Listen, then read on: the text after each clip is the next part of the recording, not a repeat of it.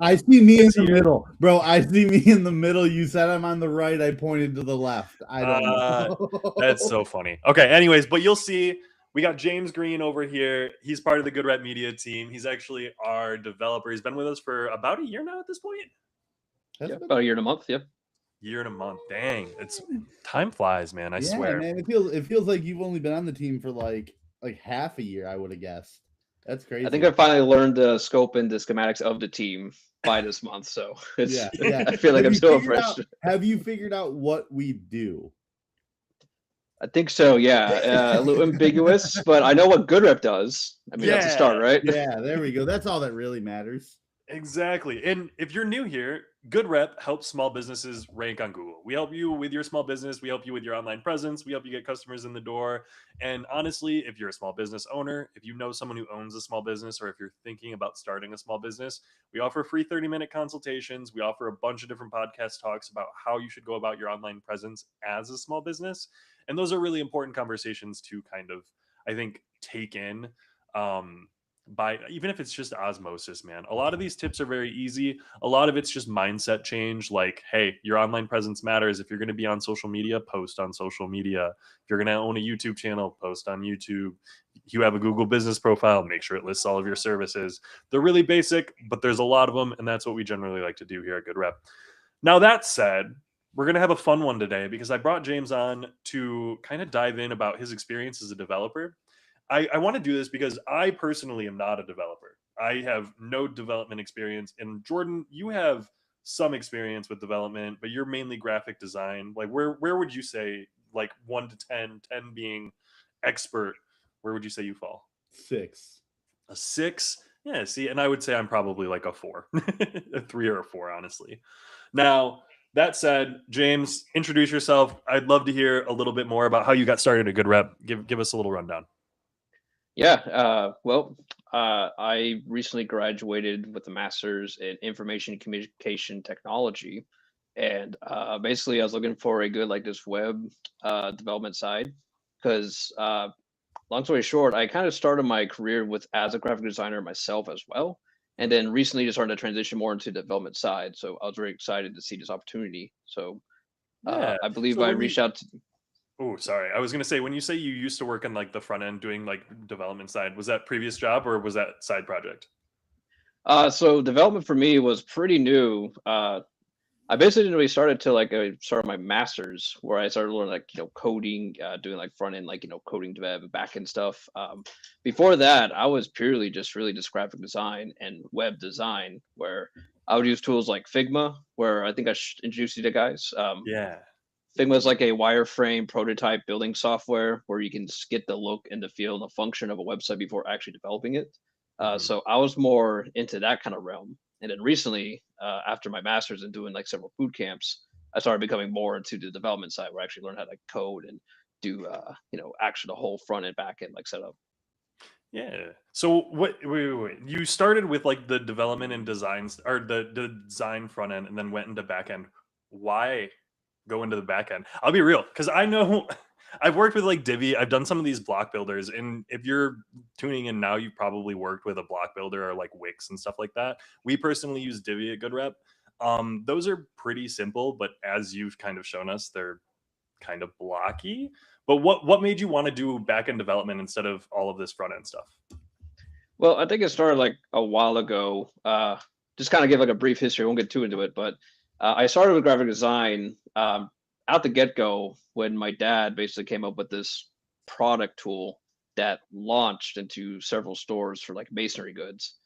So in the beginning, I was more interested, making, social media posts, posters, graphics, maybe design for web. And Mhm. then my dad comes up with this crazy idea for like a masonry product because he was all about masonry when he was growing up. Yeah. So it was this new innovative tool, right? And he needed a website like fast, so he needed something up, ready to go. He knows I do graphic design. He said, "Oh, you can figure this out." I'm like, I know nothing about web design. I know nothing about web hosting. I know nothing about domains. I know nil about any of it. I just want to do graphics and take photos, videos, that kind of stuff. Mhm. So that kind of started my journey as far into web design, where I had to learn, okay, how to set it up, how to get everything hosting right. And then things evolved later on into my first job, and I became a graphic coordinator, where I was really just the first graphic designer for that company in general. They were this garment company out in Kansas. They did like workwear, like overall stuff like that, and they needed a graphic designer because they're all about sales. So I worked there for about 2.5 years, and I was having to like every aspect of graphic design, from photos, videos, print, social, web design. No coding yet, but it was more. Yeah. I was working towards there. I kind of just, I really like graphic design. I really liked doing marketing, but I didn't see a lot of just growth in it. I feel like I kind of hit a ceiling at a point. And I think Jordan probably attests, like when you become a graphic designer, usually the end becomes UI UX.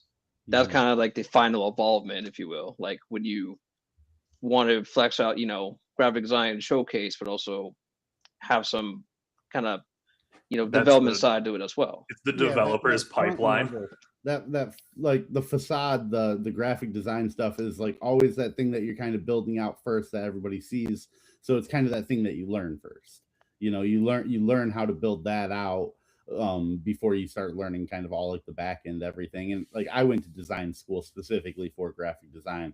Like I didn't even go for learning to build websites. It was just such a big part of what graphic design is that like they had to teach you that as well, but I was also learning like print design and stuff like that as well when I was learning it. And I think that's pretty universal. Like, out of everyone here, none of us have, well, I think out of all of us, James, you and Jordan both have degrees that are in the field, at least somewhat related.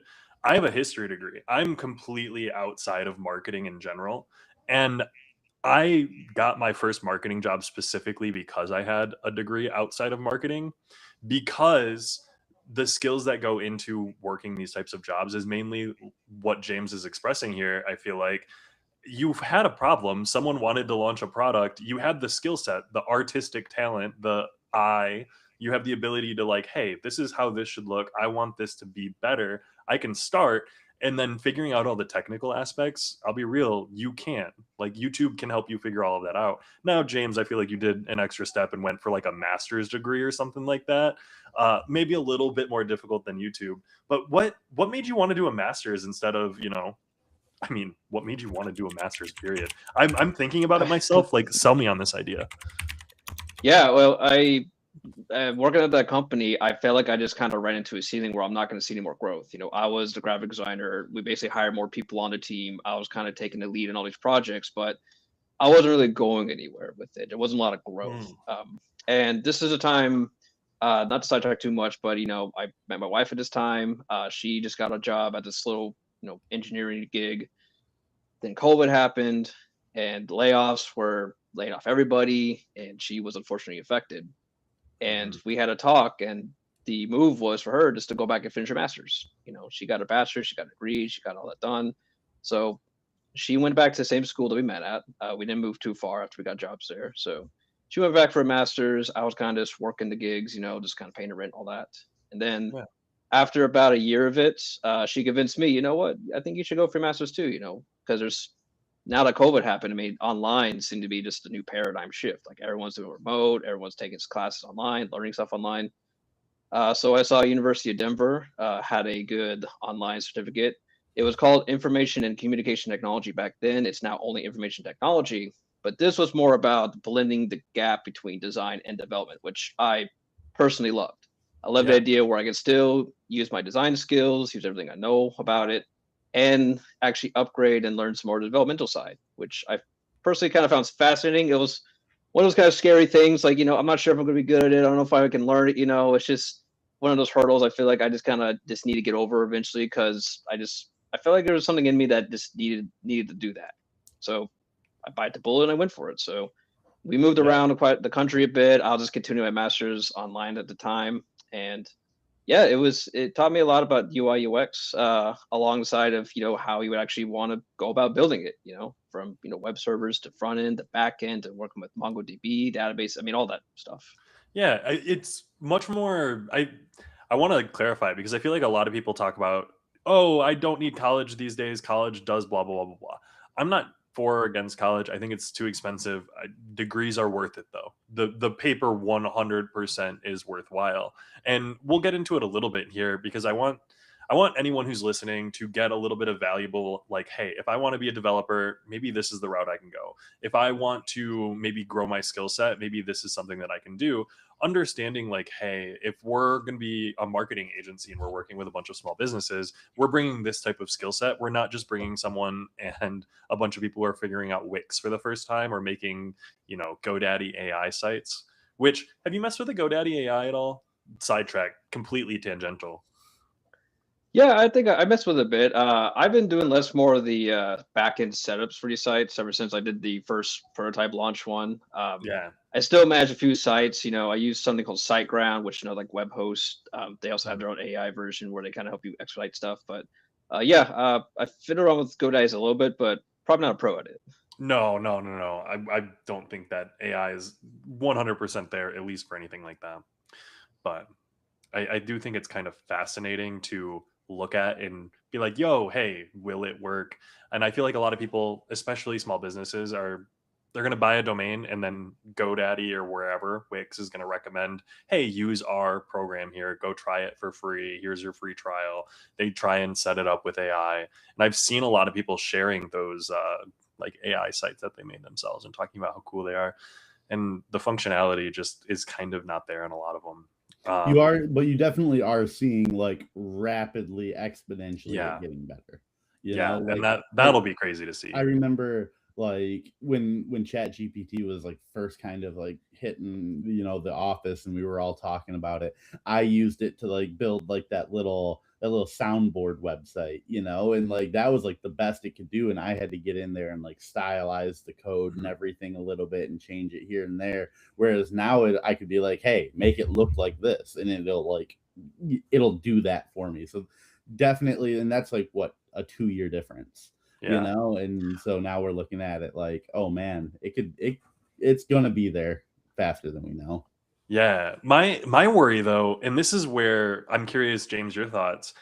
I think that you need a broad base of knowledge in order to utilize AI effectively. I see a lot of those memes and videos where people are like, oh, yeah, I just reformatted our full database and now it only takes up 56 kilobytes. And it's like, okay, you did something and it screwed everything, whole site's down. Like, a lot of people who are using AI don't understand the tech behind it. And that's where I find myself right now. So, for example, and maybe I'm going to out myself a little bit here, I really like idle games.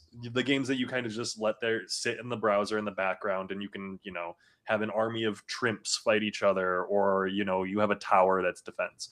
These little idle games, I've always been curious about making one for myself. And so I went in with AI to be like, hey, I want to create an idle game that you upgrade your axe using ore that you mine. And so there were like 2 simple mechanics, and I couldn't get it to work using AI. And it's because I don't think I had the right base of knowledge to tell AI how to do it correctly. Now, to Jordan's point, I think we'll eventually get there. But in that scenario, I was completely roadblocked. And I imagine a lot of people are going to end up on their websites, if they're using stuff like that, completely roadblocked without understanding what they don't know, because you don't know what you don't know. 100%. And I think there's a saying, and I think it's from Picasso. It's like, in order to break the rules, you need to first know them, right? I think he said it like a painting where he was a child prodigy. He could do any painting he asked for, realistic, hyper realistic. It wasn't until he became a pro at that he knew how to break the boundaries to become make his paintings as he did, in those geometric fashions, with such really stretch the imagination. But I think that goes with AI. It's like, I mean, if you want to use AI, you got to know the fundamentals. You got to know the rules. I mean, there's no way you're going to know like what is the proper output, because if you're going to like just copy and paste a code into like your database like that, you got to know where the red flags lie. You got to know what is a proper setup. You got to see these problems. And that's a lot of these expectations, when you talk to other companies. I mean, it's less about, knowing how to code. It's more about why to code. Yeah, there was an issue. There was an issue where people were like using, AI to code out sites, and they were like, if they had like API keys and stuff like that, they were just like the AI wasn't hiding them, and then people were just like going through and like stealing people's like APIs and stuff like that, and using them for whatever they wanted because it was just there in the code. And like, I think that leads to the next issue with AI is people aren't checking it themselves. Like, like even if they understand how it works, a lot of people are just blindly trusting that whatever they get works. And like, it's funny, like you'll prompt AI and it'll give you like this long-winded, like, here's the reason we did everything. But half the time you don't look at those, you just take the results it gives you and assume that it's good, and well, I feel like AI sets you up for bad habits. So I want to write a story. Okay, I'm going to use AI to speed that up. Now all of a sudden you're just trying to speed up a creative process or something that you're doing yourself, and speeding that up will also involve you not reading it. So you're like, it's a combo move of, okay, I'm not writing it myself, so I'm not reading it as I'm going. And if when I tell AI to do it, I'm not going to proofread what it gives me because that slows me down and I'm already speeding myself up. Like I hate it. And we end up in that situation a couple of times using AI copy where we have 100%, put something into AI, wanted to use it for internal SOPs or something like that, and it just made no sense. Yeah. Real quick. I just today got an email from I have a Friday gig where I do kind of like content buffing for a parts manufacturer, or like kind of, it's like a directory of parts manufacturer, doesn't matter. Logistically, regardless, they gave me a task and they were like, hey, all we need you to do is take the copy that's on the pages right now, plug it into AI. Here's a prompt that you can use, target like the keywords that you find in it and try and like stuff them up a little bit and just increase the content. We think Google thinks these sites don't have enough. I just got an email from the owner who's like, oh, I can see where this may be a problem. Like here it lists something about like one of the manufacturers that isn't exactly true, but we just blindly trusted the AI. And like, it's hard for me to be like, well, I don't know anything about any of these companies. I'm just doing like what I'm told and using the AI. So like, even if I do go back through and check it, I don't know what to check for or not to. I'm just taking what it gives me and blindly putting it out there, and now it's causing a problem. Yeah, logistically, when you're writing content and you're positioning yourself as an expert on the topic. So I'm going to put this forward because we always go back to this topic. If I'm going to write an article about trading cards, I can be the expert on that topic and I can proofread and I can have AI write an article and proofread that and edit it and make sure that it's correct and accurate to what trading cards are. I can't do that for car maintenance.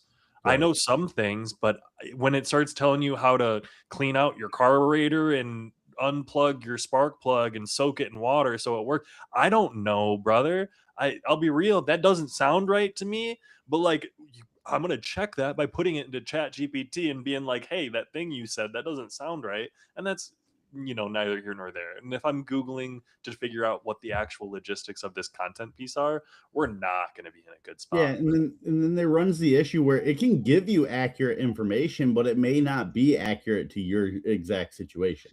That too. Right.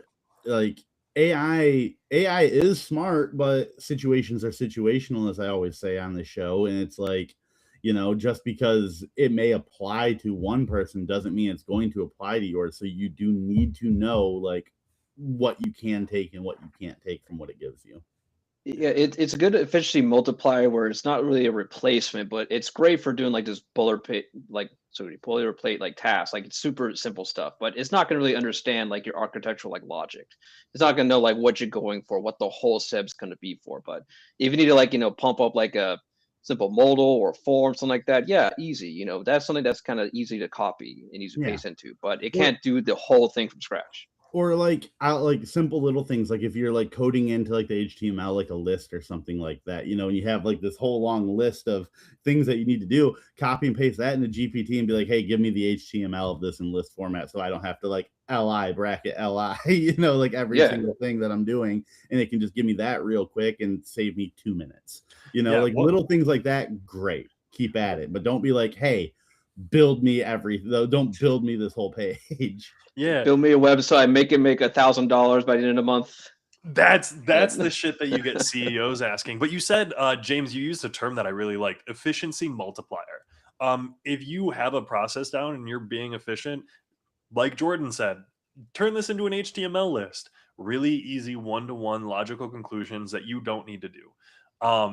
I feel like that is 100% the goal. But I want to highlight this comment really quick because I do want to get into, James, kind of your history, because I assume you didn't learn development alongside AI. AI came along later. And there's going to be a really big difference, I think, in developers who learned coding and learned any type of backend before AI, and then people who've learned since. So I'm going to highlight this comment.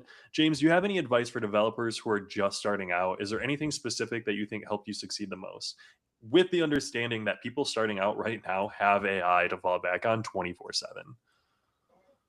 Yeah, and I think it's just to reiterate. I mean, you got to know the rules before you know what AI is going to tell you, right? I mean, the AI is going to tell you here's a code that can perform X, right? But if you don't understand what X means, you're not going to know if it means it's going to break the project or break it later down, but it's going to make you just a liability for the company you're working for. So I mean, as a web dev, I mean, the Trinity is going to be just HTML, CSS, JavaScript. We're talking technical, right? Mhm. If you want to get into any of that stuff, those are going to be the holy Trinity. I mean, you got to know, get those things down if you want to really truly understand it. But also So, understand these, this like sorry. website, architect, like website logic. What does a website look like? What is this is where UI UX come into play? What is the you look at other examples, you see what's effective, right? You see what actually, gets people to want to click your product, buy your product, click the link, right?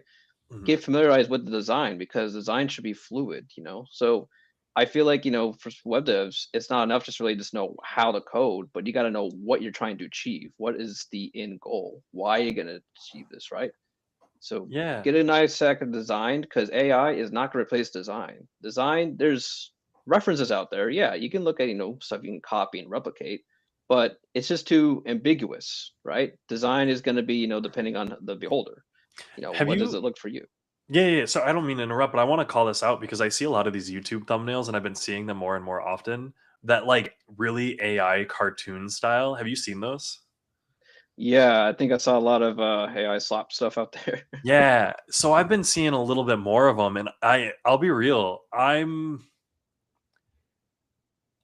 am here for the idea of AI as long as it's recognized hardcore as AI. And Yeah. so like the fact that you can tell those thumbnails are all AI, like, oh, give me an image of myself in my life based on how I interact with ChatGPT and whatever. And it gave me an image and it's like the animated whatever, really basic, and you can tell that it's AI. I'm here for shit like that. When you're using AI to make your logos and do all of your website design and you're like, "Hey, how do I make a brand?" That gets a little bit wonky in my opinion. So I kind of have this stance where it's like I don't care if it's AI or if it's like human made art or whatever. Like as long as anything that's made by AI is labeled as AI, or it doesn't matter if it is or isn't. Like you look at a logo, it's like it doesn't matter if an AI made that or if a person made it because all that matters is how that represents the brand. So like I don't care. I don't need a little disclaimer in the corner that says this logo was made with AI because we also don't have a little logo in that corner that says that this logo was made by Emily. Like it doesn't Well, matter no. how that was made. But then like when you start looking at art or videos or anything like that or anything that is trying to be passed off as realistic, then it is important to label it as AI or not. Yeah, and I think that's kind of get the problem too. It's like I mean, this might have a whole debate about what is art or not, right? But I was gonna say I, we're getting deep in the weeds here, but we'll get into it just a little bit, just a little bit. I mean, like, yeah, just I call it AI slop because it's just so easy to just pump it out and get it out there. It's not gonna get recognized. I mean, I mean, I don't want to sound like there's no blood, sweat, and tears put into it, right? I mean, there's Yeah. no real like skill adapted into it. I mean, you're just kind of pumping out content. It's just more for just digital waste to get out there, right? And you're just hoping you're gonna be one of the millions versions of that iteration you pumped out there that gets the views, it gets the clicks, right? But I think it's just really pumping out waste. Well, Um, and it's I want to expand on that because 100% it's expanding ways. We talk about like the founding of the internet in like early 2000s and shit, email lists and spam and forward this to everyone on your list. All of that stuff has existed. Now imagine how much more quickly it can all be done with AI. How much worse it can be done. Because I know right now I don't I told myself I'm a 4 on a development scale. I could go code in AI whatever shit for myself that can post to 5 different Facebook pages, a made up AI story, every single day of whatever thing that I told it that I wanted to outrage. Go make an agent, give it an outrage prompt, you hit it at the same time every single day, you press a button, it starts. I know how to do all of that. And I don't have any knowledge. I don't know how to make a database, but do I know enough to set up slop to auto post to Facebook? Yeah. Yeah, I do. And I'm one person. If I was malicious with that, I could go set up 100 different Facebook pages, 100 different groups, and just post endless slop and crap. And the issue comes is when people are doing that repeatedly and you're using AI images, Jordan, like you said, to share and make images that are completely fake and lying and misleading. So like that endless deluge of slop, ugh, I hate it. 100%. But I want to get back on that.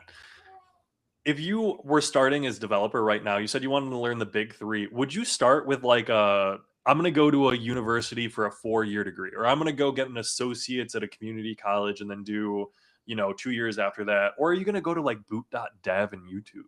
Like, where would you start personally if you were an 18 to 20-year-old person? And then also, again, if you were restarting over right now?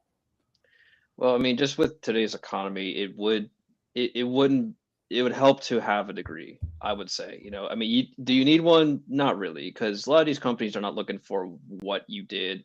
They want to see like your product. They want to see your output. They want to see, okay, how can you code? What does it look like? How awesome is it, right?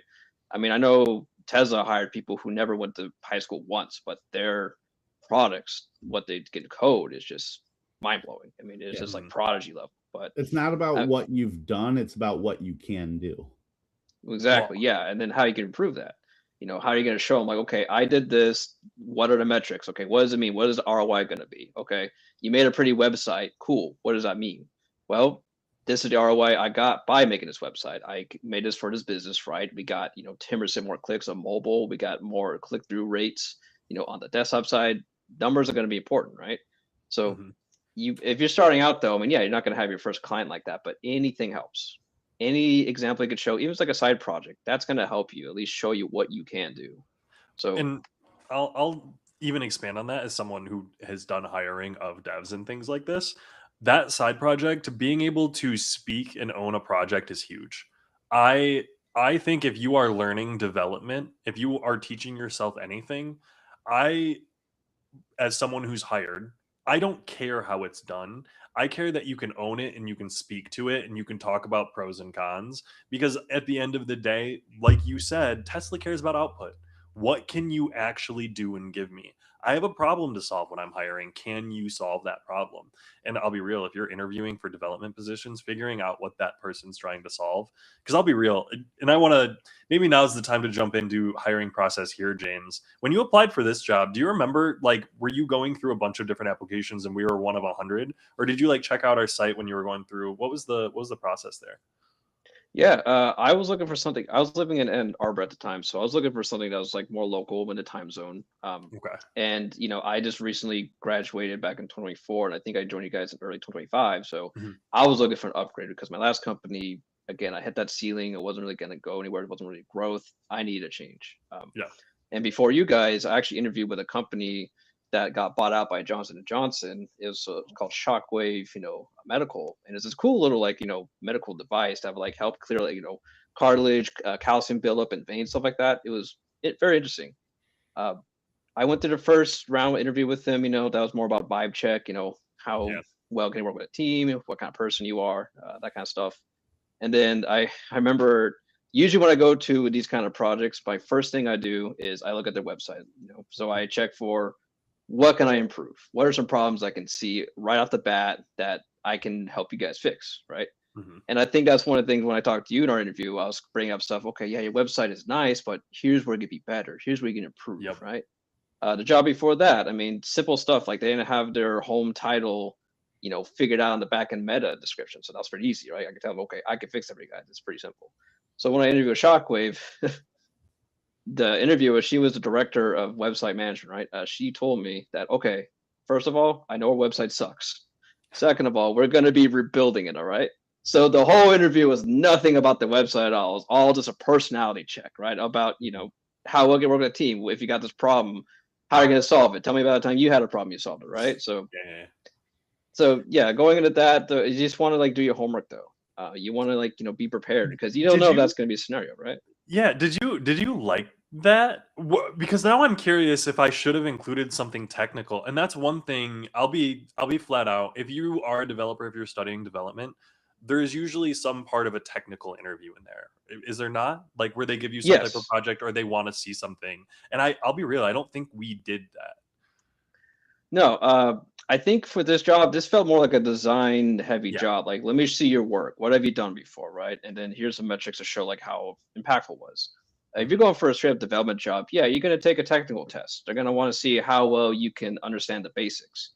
But one thing is interesting. It's like I learned that it's not so much about if you're stuck somewhere, you're welcome to open a conversation with them and ask them, let me give me some guidance. Because it's not so much like, again, like how well can you code, but how fast can you figure out a problem? If you're stuck somewhere, you're gonna have like a blockage. How good are you at getting around that? It's not so much like can you memorize it? Can you do it from scratch? Can you do it on a plain TXT file with no help assist, anything like that? No, they don't care about that. It's like how efficient are you, Yeah. right? I so I love that mainly because so I mentioned it earlier. I studied history in college, and people who study history and people who did social studies and all of that when they were in high school, middle school, a lot of that is, oh, I need to memorize dates exactly, and I need to know exactly the name and when things started, and this is World War I and this is World War II, and here are the key players and their exact. No, when I studied history, it's not about dates. That doesn't matter. The dates are written down in a book. You can go get those. It's more important that you know how these events connect to each other. And so when you take a coding interview or you're doing this type of exam, I imagine it is much more so of a, hey, I'm going to do everything that I can and I'm going to know that I need to solve this problem. And I imagine that there's a lot of those types of issues in development where it's like, hey, I need to go reference this code base. I need to go reference this GitHub or repositories or wherever the questions might be. Like, I know that's a regular aspect of it. So being able to find those answers is a skill set that you need to build up. I mean, hell, do they still say Google's a skill set? I mean, now it's AI. I mean, that AI is going to be that filler now. I mean, it used to be. I'll never forget my first boot camp I took. They're going to say you're going to be doing a lot of Googling, by the way, Mhm. because coding is a marathon. It's not a sprint. You're going to be working on it. You're going to be, growing that skill set for a long time. I mean, you're going to be years before you can call yourself like a pro that can do everything without even looking at it, Google or whatever, right? Yeah. But that's where it comes in. It's that efficiency multiplier where you're going to get things done quickly. And if you can't figure out something, your answer is going to tell you right there. But Yeah. that's where prompt engineering comes in. You got to know the right things to ask, and know the right things to ask. You got, again, know those fundamentals. Those fundamentals are huge. I want to Mhm. highlight this question real quick. Question for all of you: whether you work directly on building websites or help manage them, what's something you've learned so far that you'd give as advice to others? So if you're working, if you're doing sites, Jordan, what's your number one? You got something for that? Well, I just think ultimately building, like, the answer to this is building out workflows. Now, like, it's hard to say like what that would be for each and every individual task, but like understanding, and like it's funny, like Mel's the one who asked us and she's the one Mhm. who builds out like our SOPs for us. So like basically exactly what she's doing for us, establishing the work order in which you're going to take to get a job done, and then creating a habit out of it, making it so that it's something that you can repeat. You get to the point where I don't need to look through an SOP to figure out how to do this task anymore. Then when all of a sudden you get like a, hey, can you knock this out? It becomes way less daunting to be like, oh, I'm going to go do that because I already know exactly how to do it. Yeah. And to that point, like things evolve and change over time, but the baseline problem generally doesn't. I feel Mhm. like, for example, on a short codes, we apply for short code websites on some of our brands, and we had a process in place for this. Well, the guy who did it all left. He got a different job, and he never wrote down his process. And so we've been struggling. We've been able to do it, but we've not been able to do it as well, and we don't have that same process down. So being able to document how you do things so that you can duplicate them across the board, like huge, just huge. But James, anything that you would say specifically that you've learned so far, you'd give it advice to others? Yeah, well, we work with a lot of the WordPress, so I would say just know when to use a plugin, when not to use a plugin. You Mhm. want to make your site efficient. You want to make it fast. And the thing with like, page builders is that it's going to inject a lot of boilerplate like code in there. So it's going to get quite heavy. So you just kind of learn to navigate around that. And I learned that when I was doing some of our other sites like Cape Coral Review, Be Balanced when I just redid that, and also with the original Good Rep site. It was just loading so slow. Things are not like working efficiently. So I had to like learn on the top, okay, what am I gonna have to disable? How am I gonna clean this? How am I gonna optimize this?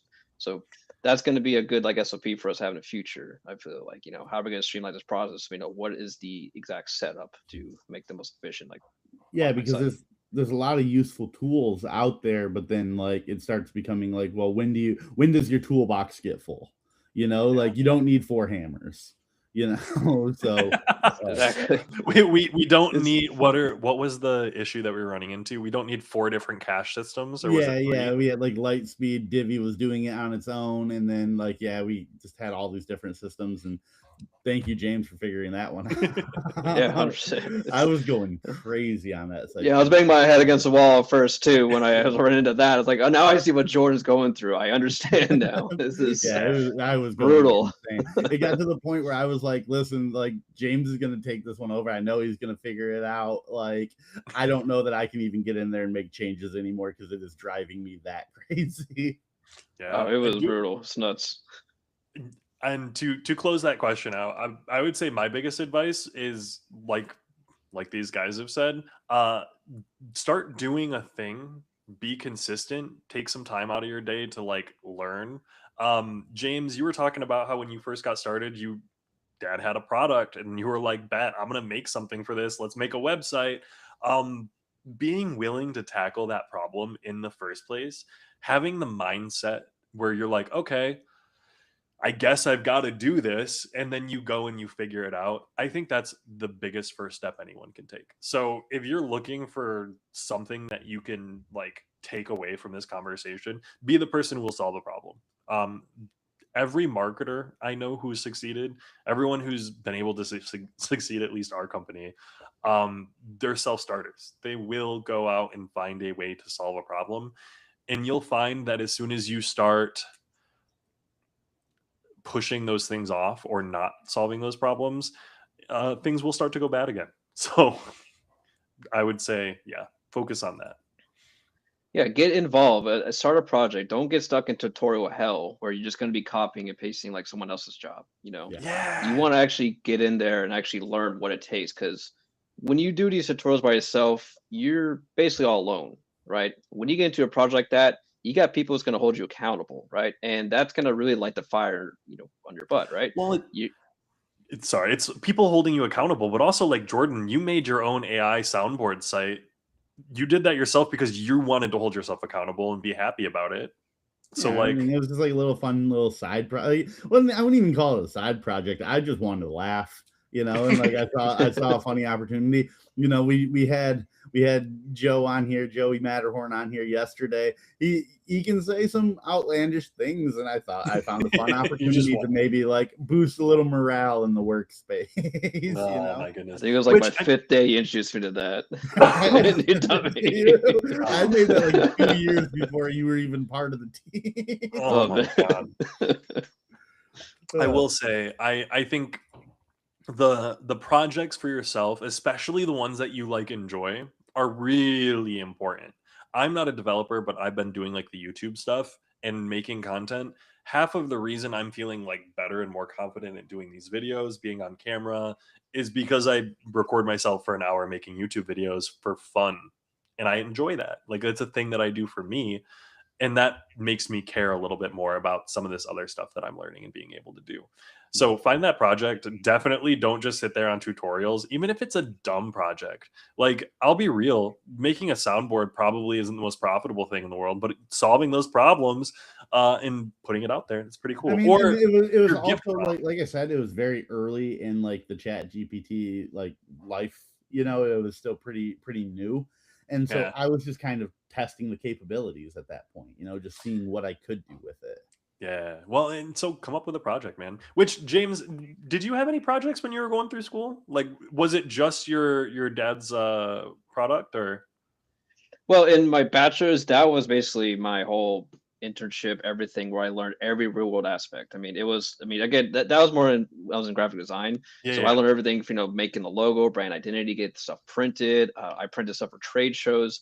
I've been to several trade shows where I had to learn how to talk about the product, how to, convince them to, scan our badge and talk to us later. Right. I mean, it was a phenomenal success on that end. But as far as like me learning, yeah, I mean, that was really the ground roots that kind of got me my first job in the first place. I was able to talk about this project I did on the side. Like, look, I don't have a real internship, but I launched this whole thing from the ground, started up, me, my dad, and my brothers from our garage, right? So they see that, okay, yeah, it's not really like a real world aspect, but I mean, this shows that you can complete the jobs that we need you to complete, right? So yeah, so I did start with that, as my side gig. And then when I started my master's, I've been working on some side products with myself for UI UX, playing around with Figma. And those things do help. I mean, they do show you like, okay, you took the time to actually learn this, perfect it, learn your mistakes, fix them. That's going to really make you stand out and show that. Yeah. But I don't know if that's your question, but yeah, I mean, I have those side projects going, but have we, Cody, have we asked that question that was before the one that you'd most recently done about emerging tech that Mel had asked? Oh, I don't think so, actually. Yeah. How do you James, Mel's asking, how do you personally keep up with emerging tech without getting overwhelmed? I kind of have an answer to that. I'd like to bounce off that too, even though she didn't direct it at me. I was gonna say, Jordan, you just quiet down for a second. we didn't need any answer from you. No, Jordan, go ahead. What emerging tech? I mean, my answer is embrace it.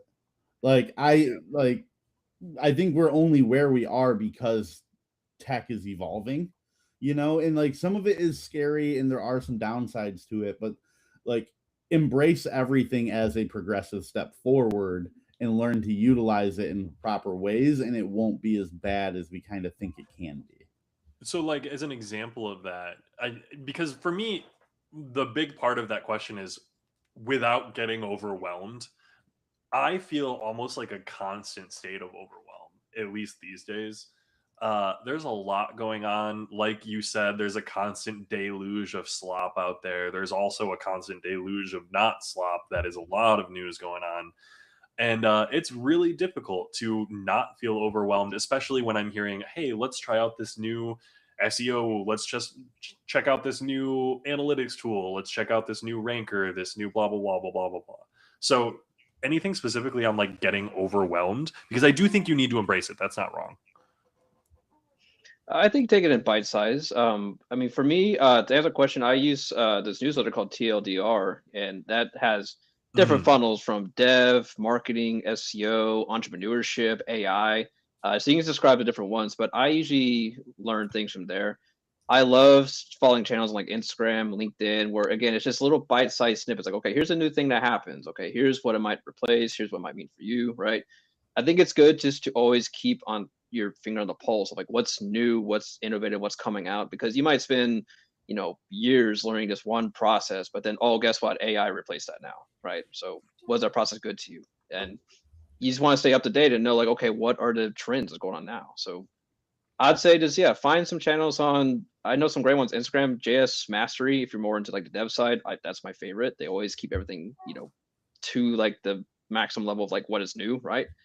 And then, TLDR is great, but just find some channels and everything takes moderation, right? You don't want to drink the whole bowl and be like, okay, I'm going to learn over this right now. No. Just like, take little pieces of it, learn it, like read something about it, circle back to maybe the next day, just take little pieces of it. Yeah. Well, and I feel like there's some of those tools where you can implement some of it. Like, hey, I'm thinking of specifically, we've checked out a bunch of different social media posting softwares, for example. This usually involves, hey, we're going to check out your free trial. We're going to try to connect you to a couple of different profiles, and we're going to check you on one of our socials. And so going in with a trial of an idea of like, hey, we're going to try this out. We're going to connect it and we're going to see how it works and functions and see if it actually does what we want it to do. Would you suggest doing that with all of these new techs and all of that coming out, or is it a little bit more difficult on the dev side? I understand social posting software is a lot different than new dev techniques and utilizing the Copilot AI, whatever, Gemini in there, that type of thing. But well, it would not hurt at all I mean, again, like you were talking about making that, there's a soundboard site. I mean, that is useful. That is you learning a process. That is you learning what it takes to make something like that work. And you can have a whole portfolio, a whole catalog of this stuff that you just experiment with and try it out. And it's still going to be aiding to your knowledge, because you can watch, how to do something all day long on YouTube, right? But if you're not going to actually do it, you're not going to learn it. Like, like you said, like before, like, fixing your car. I mean, you can watch them how to fix a car, but until you actually apply it and do it, you're not going to know, right? So, I mean, Nike got it right. Just do it. Yeah, that's right. Exactly. You just got to do it. Get into the trenches and just do it. And there's a benefit to being able to see where some of those things do overlap.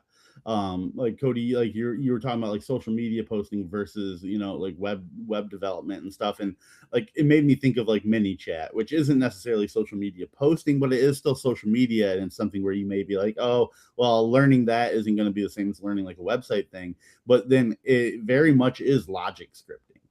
Like you do it in the same way you do it in like a lot of like different like programming and development, like where you're like building out those like little bubbles that like lead to one thing, lead to another. That's a skill that you will carry over into development as well. Well, I'm almost over here, and I make this argument. We talk about this a number of times, and I do feel like I'm almost beating a dead horse at this point. But brain plasticity, I would hard argue that if you regularly do puzzles, you're probably a better developer.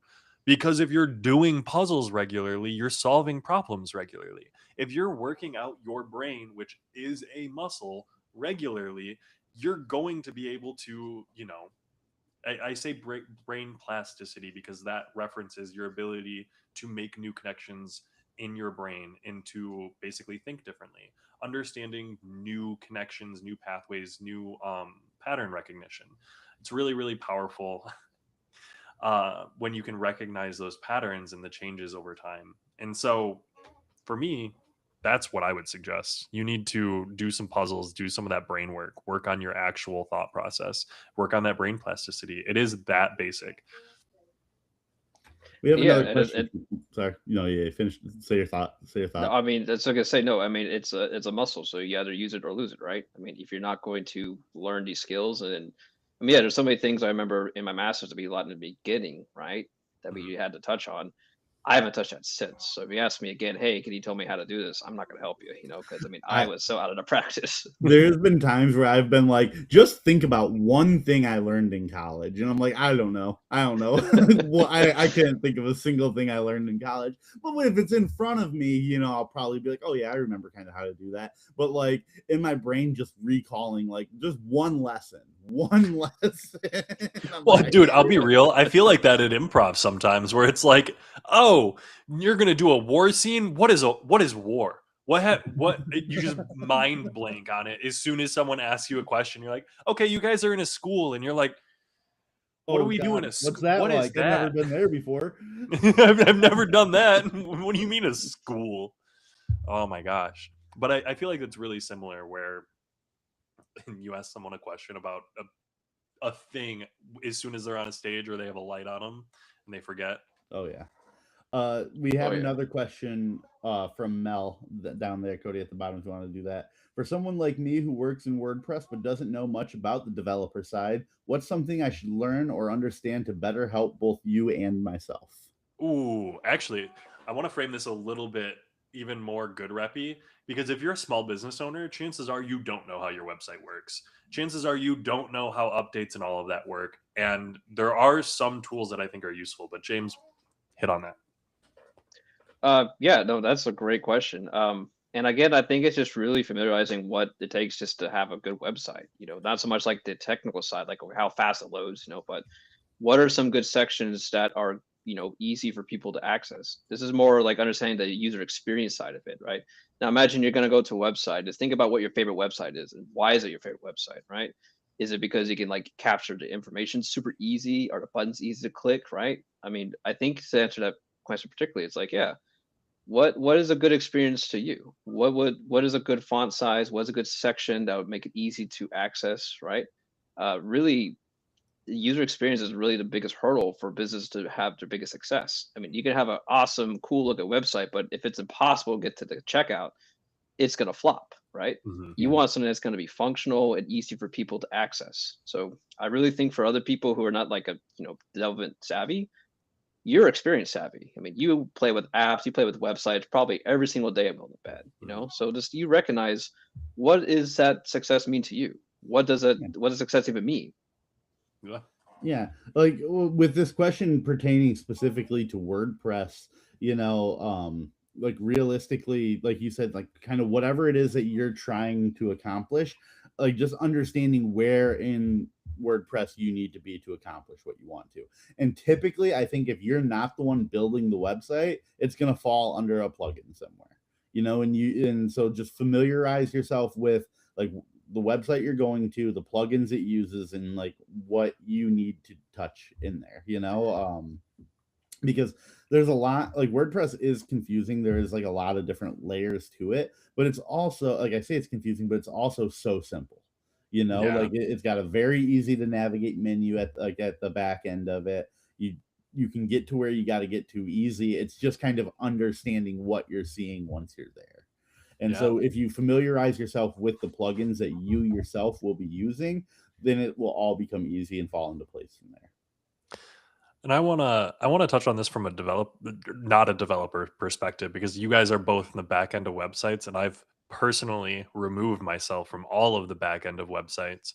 So if you're a small business owner, or if you're someone who doesn't know the technical side, you're never going to be logging into your website. It's much more important that you know what your website needs on it to succeed. So maybe Mel, this wouldn't help you in posting into the website, but if you're just going in and you want to write articles and post them, knowing how to add metadata and page titles, knowing that all of your pages need metadata and page titles, knowing that you need copy on all of your pages, knowing that you want your services a unique page for each one of your services, knowing that you want your links on your website always linked out and working, including social media links. These are a bunch of like checklist items, and you can go in right now, hey, ChatGPT, give me a checklist of what I need to make sure that my website is functional. And they'll give you a checklist. It's probably not going to be as good as the checklist I've got, but they'll give you a checklist, and you can go through and make sure that your website does all of those things. Now, I do want to hit it because we're getting there towards the end of the little bit of a pitch. If you don't want to do any of that stuff, if you want help, if you don't know how to rank better online, reach out. We offer free 30-minute conversations. My name's Cody Anderson, and this is my free 30-minute chat. If you want to come chat with us, go schedule. It's awesome. I'll give you that checklist one-on-one. I'll look at your site and I'll tell you all that good stuff. Now, on from that, as we kind of wind things down here, I want to make sure that I didn't miss any questions, first of all. WordPress developer, heck yeah. No, I think we got them all. I was watching through them. Heck yeah, awesome. And I was going to say, man, I really do feel like it's more important to understand what you are missing and what you need than it is to know how to do it. Like if you know that your website needs service pages, you can go figure out how to make them and have AI help you and you be able to do it. But it's more important that you know that you need them, because if you don't know that you need them, then you're just going to be missing them. Yeah, the enterprise architecture is something everyone can understand. If you're a small business, if you're starting out, you understand what is the problem and what do I need to fix it. How to do it, you can find specialists to do it for you. You can learn it yourself. But in the beginning, like you said, yeah, you got to know, you got to recognize when the problem exists and that something needs to be solved. And I'll even go like one further. If you're a developer or you're studying and you want to be a developer, if you want to work for a marketing company, being able to notice and point out all of these things, I think is really important. Even if it's just owning it and recognizing, hey, here are all of the things that I know right now can make a website rank better. And here's why. Updating all of those service areas, because people Google services. If they Google a service and they don't have a unique page, Google doesn't have a unique page to show them for your website, but it's not going to know what to show them. If your homepage is dedicated to 5 different services, great. Well, it's a little bit weaker. It's 20% dedicated to each service instead of 100% dedicated to one service. Like the logic that goes behind it isn't difficult to understand, but by goodness gracious, teaching people logic is really hard. Did you guys ever take logic? No. Like as a class? Mm-mm. Yeah, we did something like that. Yeah. Oh, heck yeah. Logic was one of my favorite classes of all time. I highly recommend, if you get the chance, even if you can go like sit in on a logic class, go take it at a community college. Learning logic is really, really, really fun. It was difficult. I don't know why the class was difficult. Was yours difficult? This is more about like, JavaScript logic, but it's the same principle, It's like, Oh, what when you gotta set up something, why you gotta set it up? Not like, okay, there's so many you could do it this way, but what should you set it up as? mhm. How should you set it up, right? So that's where the logic plays in. Okay, we need this to actually function in a very particular way. So it's more That's about that super kind of. cool. I was gonna say that's a lot more technical than mine. I'll be real. So I took philosophy, like logic, actual logic. Yeah, like in my brain, like Cody, you were sitting there talking about it, I was like, that sounds like a philosophy class, not like because like my brain pictured logic like kind of like Like how James Plato was and saying all there, that like shit. actual like like script logic and everything like that. Like I was saying kind of with like the mini chat and all of that. Mhm. And it's like, oh no, you're just talking about like Socrates. Yeah, I'm actually talking about legitimate Why? philosophical logic. If you get the chance, and this is one of those things we talk about improv because we've been taking the classes. And James, I know we've tried to sell you on improv 100 times. We're gonna keep doing it. It's gonna be a thing eventually. But similar to improv, dude, if you can take logic classes, if you can take classes or any type of get in there, learn from someone who knows a little bit more, go to public speaking events where people who have lived more life and gone through more things than you have the chance to speak and tell you their life and the things that they've been through. It's huge. It's hugely beneficial to you. I can't even begin to explain how beneficial it is to you. It's like drinking water. Drink more water. Get those neurons firing. Oh It has my been a cool gosh. experience. I will second that. It has been a real cool experience, and I'll admit maybe I'm a little bit more on the fence of like, all these people are sitting here telling me all the things going on with them right now, and they need to calm it down a little bit with some of that. Oh, But dude, did they trauma dump again? it was a lot better this last one, but there was still a little bit of it going on. Ah, it's so. James, do you have any like going out and meeting new groups of people? Like, I don't regularly do this. This is the first time I've ever experienced it. And it's like we've met a group of 10, 11 new people, and immediately day one they started trauma dumping. And I'm like, okay, bet. I'm kind of here for it. And I don't want to be Yeah, disrespectful. Like, I'm here for trauma dumping. we No, I weren't mean, even like we weren't even into class yet. It was like we were like shaking hands. Like we showed up like 20 minutes before class started day one. We're shaking people's hands and they're like, oh yeah, I'm here because I'm going through a lot of shit right now. And, dude, I'll be real. It's not like little shit either. It's like divorced, None of escaping them. a cult. My mentee like did a slip and slide. Like, What a way. I'm not going to dive into that, but what a way to say that. I was trying to think of a way to say it without saying it because I feel like that's one of the That's ways so that gets. much worse. That was so worse. much worse. So much worse. Yeah. Okay, well, It's like we're you good. don't want to I sit here mean, and dump out someone else's trauma and stuff like that. It's not your place to say the things that they're going through and all of that. But that is not a kind way to say what that person did. My apologies. Regardless, people going do they through it, watch I'm this? Are they going copying to see day or? one. No, they no.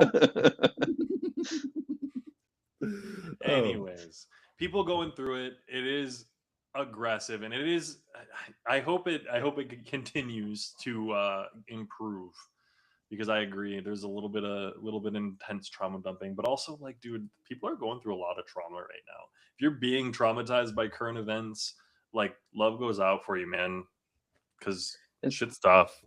and it's good. I think some people just need to get it out. I mean, if you have the stuff inside you, just kind of hold and not say it, that's going to just sit there and rot inside you.